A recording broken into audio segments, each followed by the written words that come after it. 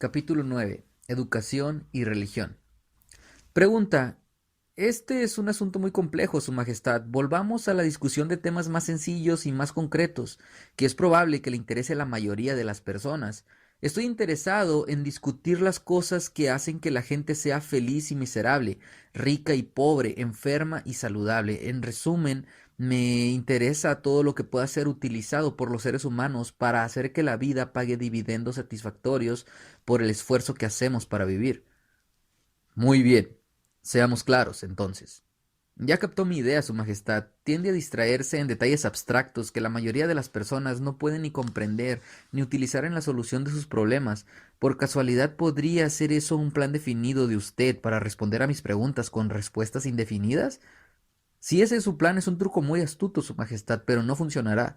Prosiga y dígame algo más sobre las miserias y las derrotas de los seres humanos que surgen directamente de la indefinición. Muy bien. ¿Por qué no me permites decirte más sobre los placeres y los triunfos de las personas que entienden y aplican el principio de la definición?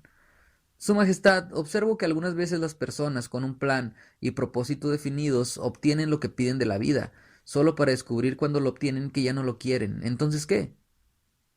Por lo general, se puede uno librar de aquello que no quiere aplicando el mismo principio de la definición con el que se obtuvo.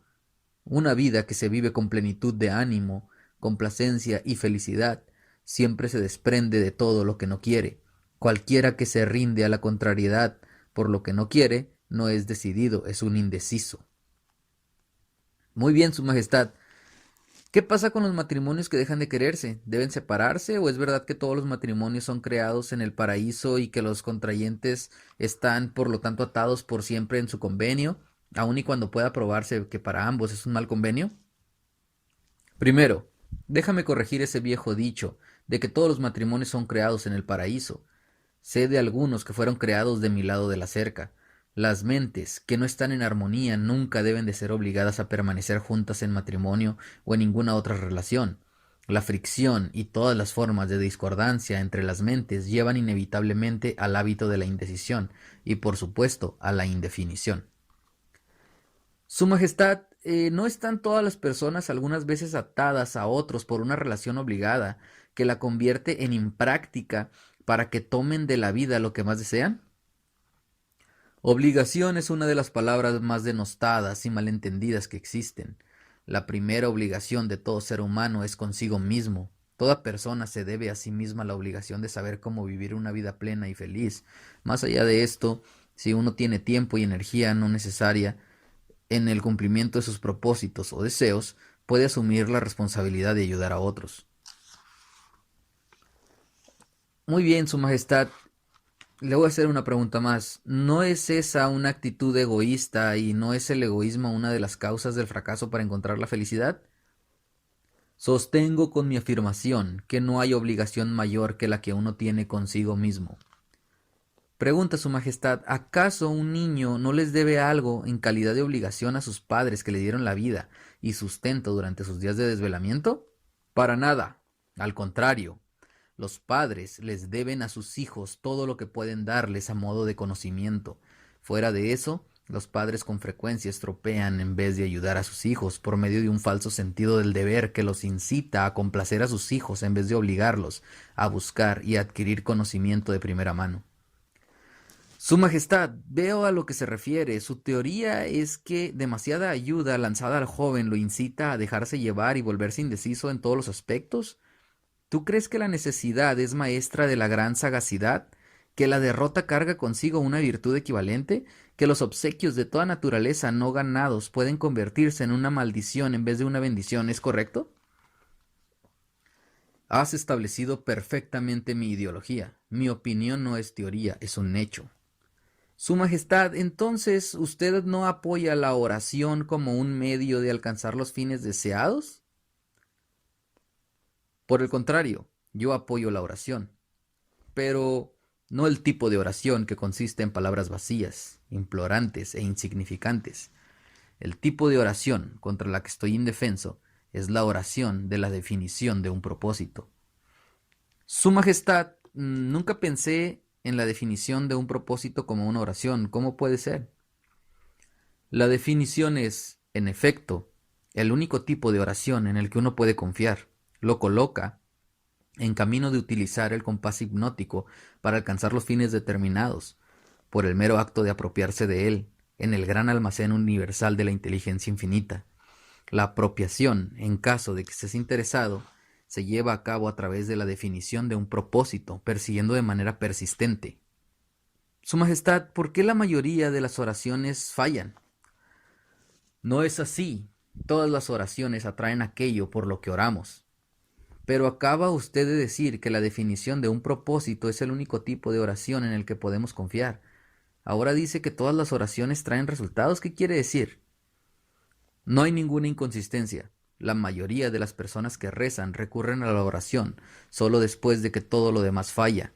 Naturalmente, acuden con su mente llena de miedo de que las oraciones no sean respondidas. Pues bien, sus miedos se vuelven realidad. Aquel que acude a rezar con definición de un propósito y fe en la obtención de ese propósito pone en movimiento las leyes de la naturaleza que convierten sus deseos dominantes en su equivalente físico. Eso es todo lo que hay con respecto a la oración.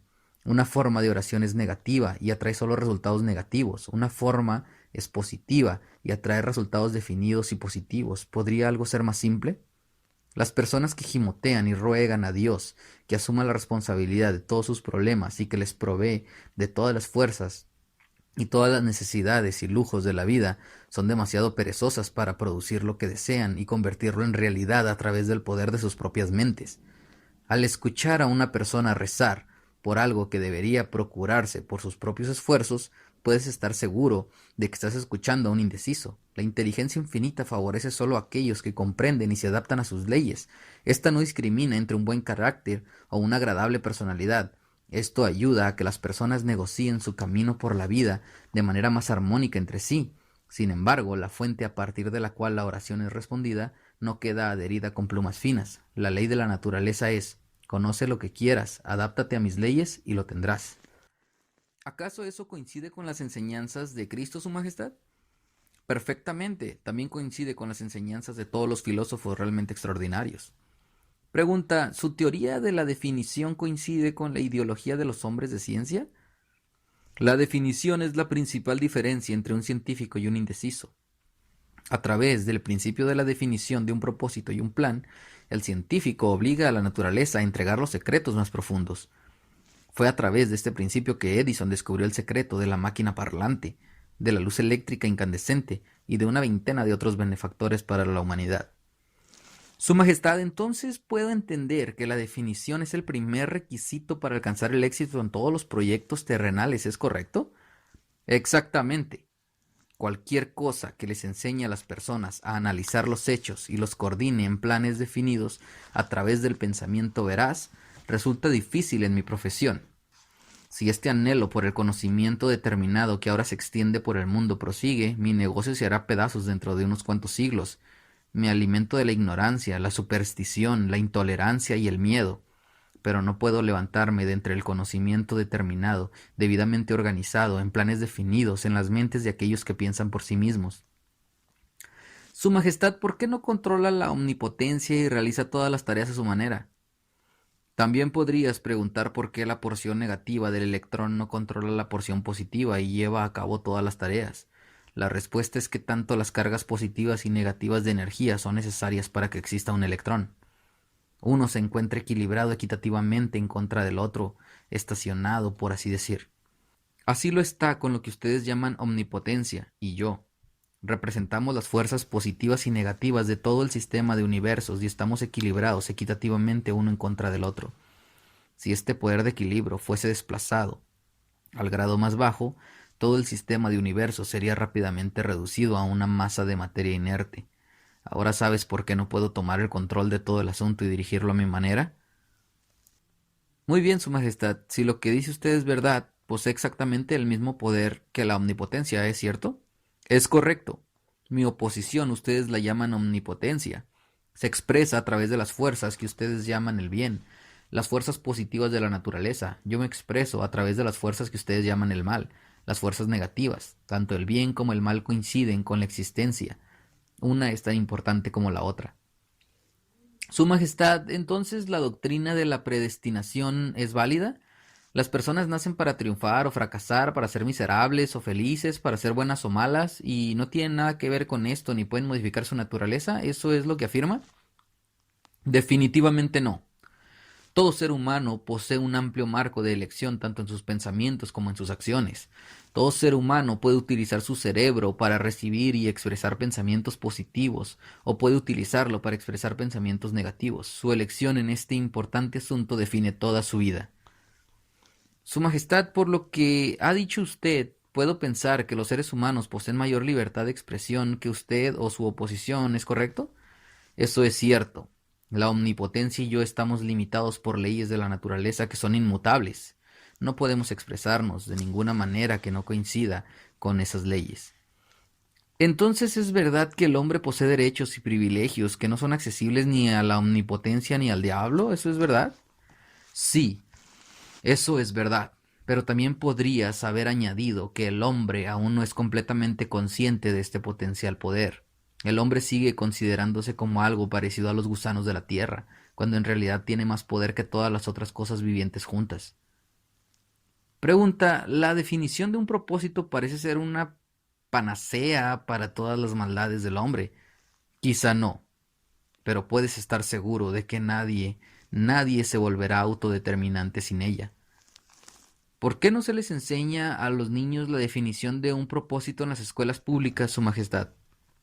Por la razón de que no existe un plan ni propósitos definidos detrás de cualquier currícula escolar.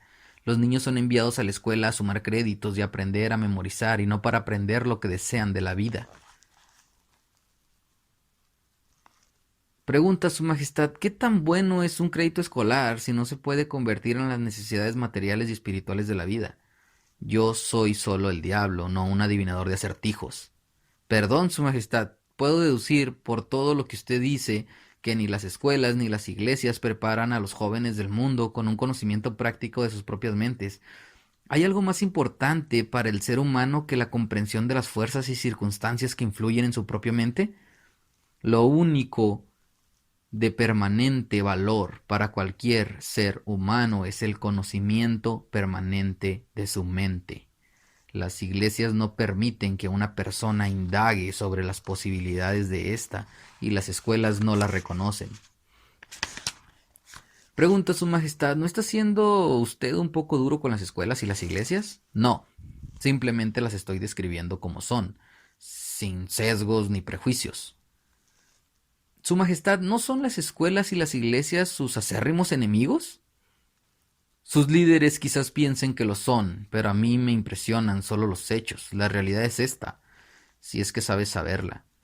Las iglesias son mis más útiles aliadas y las escuelas se colocan en un cercano segundo lugar.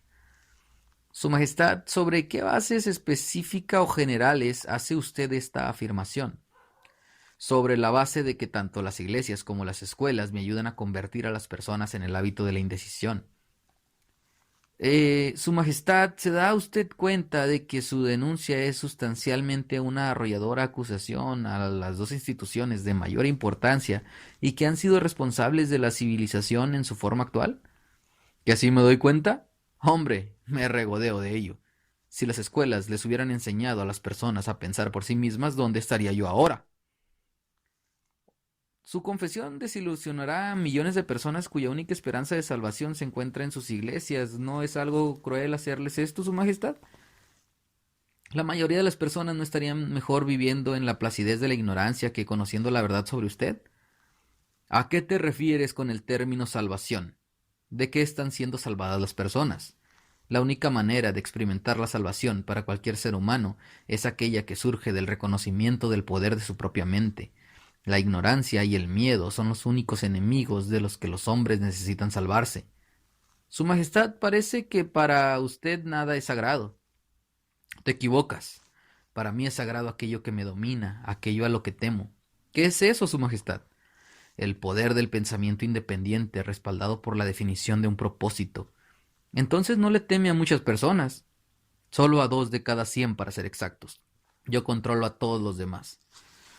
Démosles a las iglesias un descanso y volvamos a las escuelas públicas, Su Majestad. Su confesión ha mostrado claramente que usted avanza y se perpetúa de una generación a otra por medio del ingenioso truco de tomar el control de las mentes de los niños antes de que tengan la oportunidad de aprender a utilizar sus mentes. Deseo saber qué hay de malo con un sistema escolar público que permite que el diablo controle a tanta gente. También quiero saber qué se le puede hacer al sistema de enseñanza establecido, que les garantice a todos los niños la oportunidad de aprender. Primero, que tienen una mente y segundo, cómo utilizar esa mente para traer libertad espiritual y económica. Le estoy planteando la pregunta lo suficientemente definida y puesto que ha subrayado la importancia de la definición de un propósito, estoy aquí y ahora advirtiéndole que su respuesta a mi pregunta debe ser determinante. Espera un momento a que recupere el aliento. Me has dado una orden. Parece extraño que acudas al diablo para aprender a vivir. Pensaría que acudirías a mi oposición. ¿Por qué no lo haces? Su Majestad, es usted quien está en juicio aquí y no yo. Quiero la verdad y no soy determinante en cuanto a la fuente por la que la obtenga. Existe algo radicalmente equivocado con el sistema educativo que nos ha dado una hoja de balance con la vida, que nos muestra irremediablemente en el rojo y buscando a tientas el camino hacia la autodeterminación, como si fuésemos animales perdidos en la jungla. Deseo saber dos cosas sobre este sistema. Primero, ¿cuál es su mayor debilidad? Segundo, ¿cómo podemos eliminarla? El terreno es suyo nuevamente. Por favor, concrétese a la pregunta y por favor deje de intentar atraerme tramposamente hacia la discusión de temas profundos y abstractos. Eso es determinante, ¿no es así? No me dejas otra opción que la de responder de manera directa. Para comenzar con la escuela pública, el sistema aborda el tema de la educación desde el ángulo equivocado. El sistema escolar se esfuerza por enseñarles a los niños a memorizar hechos en lugar de enseñarles a utilizar sus mentes. Su Majestad, ¿eso es todo lo que hay de malo con el sistema? No, eso es solo el principio. Otra de las mayores debilidades del sistema escolar es que no implanta en las mentes de los niños ni la importancia de la definición de un propósito, ni hace el intento por enseñarle a los jóvenes a definirse sobre cualquier aspecto. El principal objetivo de toda enseñanza es obligar a los estudiantes a saturar su memoria de hechos en lugar de enseñarles a organizar y hacer uso práctico de estos acontecimientos. Este sistema de saturación concentra la atención de los estudiantes en la acumulación de créditos, pero pasa por alto la importante pregunta sobre cómo utilizar el conocimiento en los asuntos prácticos de la vida. Este sistema produce graduados cuyos nombres están inscritos sobre certificados de pergamino, pero cuyas mentes están vacías de autodeterminación. El sistema escolar arrancó mal desde el principio. Las escuelas comenzaron a ser instituciones de alto aprendizaje que funcionaban completamente para los pocos elegidos cuya fortuna y familias les daban derecho a la educación. Así, todo el sistema escolar comenzó en la cima y descendió al nivel más bajo. No es de sorprenderse que el sistema se niegue a enseñarles a los niños la importancia de la definición de un propósito, cuando el sistema por sí mismo ha evolucionado literalmente a través de la indefinición. Pregunta, ¿qué corregiría esta debilidad del sistema escolar público? No nos quejemos de la debilidad del sistema a menos de que estemos preparados para ofrecer un remedio práctico con el que puede ser corregido. En otras palabras, mientras estamos discutiendo la importancia de la definición de un plan y de un propósito, tomemos nuestra medicina y seamos definidos, por favor. ¿Por qué no dejan en paz a las escuelas y las iglesias y se ahorran muchos problemas? ¿Acaso no sabes que estás metiendo tu nariz en los asuntos de las dos fuerzas que controlan al mundo? Supongamos que muestras a las escuelas y las iglesias como débiles e inadecuadas para las necesidades de los seres humanos. ¿Qué pasaría entonces? ¿Con qué reemplazarían a estas dos instituciones? Su Majestad, deje de tratar de evadir mis preguntas con el viejo truco de hacer una contrapregunta. No estoy proponiendo reemplazar las escuelas y las iglesias, sino que propongo descubrir si puedo cómo pueden estas fuerzas coordinadas ser modificadas de manera que sirvan a las personas en lugar de mantenerlas en la ignorancia. Prosiga, por favor, y deme una lista detallada de todos los cambios en el sistema escolar público que lo mejoraría. Así que quieres la lista completa, ¿eh? ¿Desea los cambios sugeridos en el orden de importancia? Describa los cambios necesarios tal y como lleguen a usted, por favor, Su Majestad. Me estás obligando a cometer un acto de traición en contra mía, pero aquí está. Revertir el actual sistema otorgándoles a los niños el privilegio de dirigir el trabajo en su escuela en lugar de seguir reglas ortodoxas, diseñadas solo para impartir conocimiento abstracto. Permitir que los instructores actúen como los estudiantes y que los estudiantes actúen como instructores. Siempre que sea posible, organizar todo el trabajo escolar en métodos definidos, a través de los cuales el estudiante pueda aprender mediante la acción y dirigir el trabajo en clase de tal manera que cada estudiante se involucre en alguna forma de labor práctica y que esté conectada con los problemas cotidianos de la vida. Las ideas son el inicio de todo gran logro. Enseñar a todos los estudiantes a reconocer las ideas prácticas que pueden ser beneficiosas en la adquisición de lo que exigen de la vida. Enseñar a los estudiantes cómo administrar y utilizar el tiempo y sobre todo enseñarles la verdad acerca de que el tiempo es el valor más grande que es accesible a todos los seres humanos y también el más barato. Enseñar al estudiante los principales motivos por los que todas las personas son influidas y mostrarle cómo utilizar esos motivos para cubrir las necesidades y los lujos de la vida. Enseñar a los niños que comer, cuánto comer y cuál es la relación entre el comer adecuadamente y la buena salud. Enseñar a los niños la verdadera naturaleza y el funcionamiento de la emoción en el sexo y sobre todo enseñarles que pueden convertirse en una fuerza motivante capaz de llevarlos a los mayores logros. Enseñar a los niños a ser determinados en todas las cosas, comenzando por la elección de un mayor propósito definido en la vida. Enseñar a los niños la naturaleza y las posibilidades del bien y del mal en el principio del hábito, utilizando como ejemplos con los cuales dramatizar el tema las experiencias cotidianas de los niños y los adultos. Enseñar a los niños cómo es que los hábitos se vuelven permanentes a través de la ley del compás hipnótico e influenciarlos para que adopten mientras sea menor grado los hábitos que los llevarán al pensamiento independiente. Enseñar a los niños la diferencia entre derrota temporal y fracaso y mostrarles cómo buscar la semilla de una ventaja proporcional que surge con cada momento de derrota. Enseñar a los niños a expresar sus propios pensamientos sin miedo y aceptar o rechazar a voluntad todas las ideas de los demás reservándose siempre el privilegio de confiar en su propio juicio. Enseñar a los niños a tomar decisiones rápidas y a cambiarlas, y no del todo, lentamente y con renuencia, y nunca sin una razón determinada. Enseñar a los niños que el cerebro humano es el instrumento con el que uno recibe del gran almacén de la naturaleza la energía que se especializa en los pensamientos definidos, que el cerebro no piensa pero sirve como un instrumento para interpretar los estímulos que provocan el pensamiento. Enseñar a los niños el valor de la armonía en sus propias mentes y que ésta se adquiere solo a través del autocontrol. Enseñar a los niños la naturaleza y el valor del autocontrol. Enseñar a los niños que existe una ley que incrementa las ganancias, que puede y que debe ser puesta en operación por hábito, prestando siempre un mayor y mejor servicio de lo que se espera de ellos. Enseñar a los niños la verdadera naturaleza de la regla dorada y sobre todo mostrarles que a través de la puesta en marcha de este principio, todo lo que ellos hagan por y para otros, también lo harán por y para sí mismos. Enseñar a los niños a no expresar opiniones a menos que provengan de hechos o ideas que pueden ser razonablemente aceptadas como hechos. Enseñar a los niños que los cigarrillos, el alcohol, las drogas y los excesos en el sexo destruyen la fuerza de voluntad y llevan al hábito de la indecisión. No prohibir estos males, solo explicarlos. Enseñar a los niños el peligro de creer todo simplemente porque sus padres, sus tutores religiosos o alguien más lo dice. Enseñar a los niños a enfrentar los hechos, sean o no agradables, sin recurrir al subterfugio o a la excusa.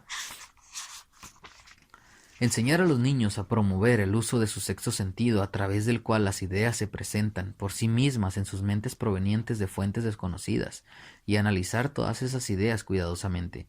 Enseñar a los niños todo el significado de la ley de compensación, tal y como fue interpretada por Ralph Waldo Emerson, y mostrarles cómo funciona la ley en los asuntos pequeños y cotidianos de la vida.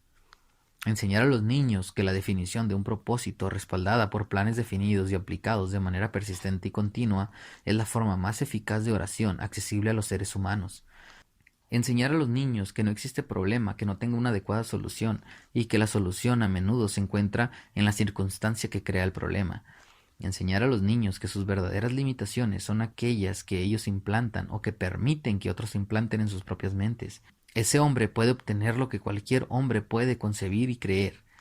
Enseñar a los niños que todas las escuelas y todos los libros de texto son implementos elementales que pueden ser útiles en el desarrollo de sus mentes, pero que la escuela verdaderamente valiosa es la gran universidad de la vida, en donde se tiene el privilegio de aprender de la experiencia. Enseñar a los niños a ser honestos consigo mismos y en todo momento, que no podrán complacer a todos y por lo tanto a hacer un buen trabajo complaciéndose a sí mismos. Esa es una lista importante, Su Majestad, pero parece notable por el hecho de que ignora prácticamente todo tema que ahora se enseña en las escuelas públicas. ¿Esa era la intención? Sí, tú me pediste una lista de los cambios sugeridos en el programa de la escuela pública que pudiese beneficiar a los niños. Bueno, pues eso es lo que obtuviste. Algunos de los cambios, Su Majestad, que usted sugiere son tan poco ortodoxos que impactaría a la mayoría de los educadores hoy en día, ¿no es cierto? La mayoría de los educadores de la actualidad necesitan ser impactados. Un buen sobresalto a veces ayuda al cerebro que ha estado atrofiado habitualmente. Su Majestad, ¿acaso los cambios que usted sugiere para las escuelas públicas les darán inmunidad a los niños contra el hábito de la indecisión? Sí, ese es uno de los resultados que traerían los cambios, pero también hay otros. ¿De qué manera podrían los cambios sugeridos ser impuestos en el sistema escolar público? Usted sabe, por supuesto, que es difícil implantar una nueva idea en la mente de un maestro, como lo es interesar a un líder religioso en modificar la religión de tal manera que ayude a las personas a obtener más de la vida. La manera más rápida y segura de imponer ideas prácticas en las escuelas públicas es introducir primero las ideas a través de las escuelas privadas y establecer tal exigencia para su utilización que las autoridades de las escuelas públicas se verán obligadas a emplearlas. ¿Deberían hacerse otros cambios en el sistema escolar público, Su Majestad? Sí, muchos. Entre otros cambios necesarios en todos los programas de la escuela pública, hasta la adición de todo un curso de capacitación en la psicología de la negociación armoniosa entre las personas. A todos los niños se les debería enseñar cómo despejar su camino por la vida con el mínimo de desacuerdos. ¿Qué otros cambios sugiere usted, Su Majestad? Toda la escuela pública debería enseñar los principios del éxito individual a través de los cuales se puede alcanzar una posición de independencia financiera. ¿Qué otros cambios podían hacerse, Su Majestad? Las escuelas deberían abolirse por completo, deberían de reemplazarse por mesas redondas o por un sistema de conferencias como lo hacen los empresarios. Todos los estudiantes deberían de recibir instrucción y orientación individual sobre temas que no pueden ser impartidos adecuadamente de forma grupal. ¿Algún otro cambio?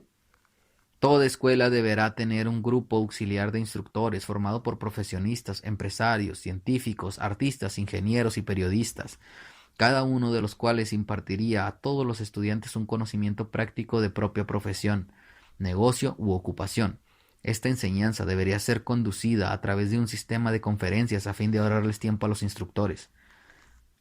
Lo que usted ha sugerido es, Su Majestad, en efecto, un sistema auxiliar de instrucción que les daría a todos los estudiantes un conocimiento operativo sobre los asuntos prácticos de la vida a partir de la fuente original. ¿Esa es la idea? Lo has puesto acertadamente. Descartemos, Su Majestad, el sistema escolar público y volvamos por el momento a las iglesias. Toda mi vida he escuchado a los clérigos impartiendo sermones en contra del pecado y advirtiendo a los pecadores que se prevengan y se arrepientan para poder ser salvados. Sin embargo, nunca he escuchado a ninguno de ellos decirme lo que es el pecado. ¿Podría usted iluminarme en ese tema, por favor, Su Majestad? El pecado es todo aquello que uno hace o piensa y que provoca infelicidad. Los seres humanos que se encuentran en óptimas condiciones físicas y espirituales deberían de estar en paz consigo mismos y siempre felices. Cualquier forma de miseria mental o física señala la presencia del pecado. Su Majestad, por favor, nombre algunas de las formas más comunes de pecado. Bueno, es un pecado comer con exceso porque eso lleva a una mala salud y a la miseria.